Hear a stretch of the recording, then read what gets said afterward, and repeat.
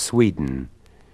We of the province of Elfdale do confess that we used to go to a gravel pit, which lays hard by a crossway, and there we put on a vest over our heads, and then danced round, and after this ran to the crossway, and called the devil thrice, first in a still voice, the second time somewhat louder, and the third time very loud, with these words, "Antecessor, come, and carry us to Blockula."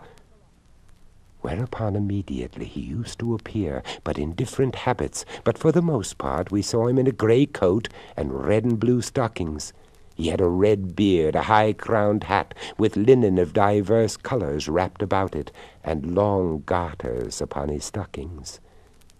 Then he asked us whether we would serve him with body and soul.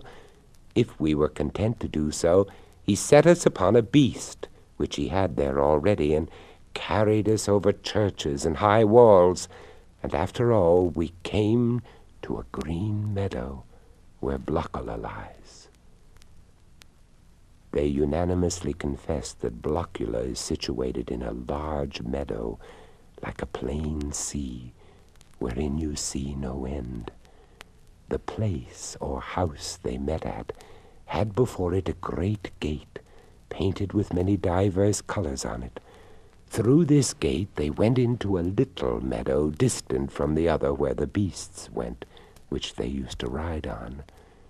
In a huge large room of the house, they said, there stood a very large long table, at which the witches did sit down, and that hard by this room was another chamber, where there were some lovely and delicate beds.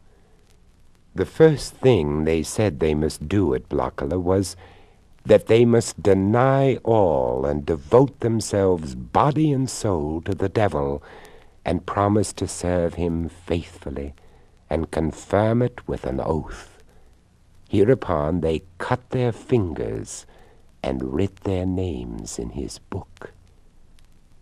After this they sat down to table, and those that the devil esteemed most were placed nearest to him, but the children must stand at the door, where he himself gives them meat and drink.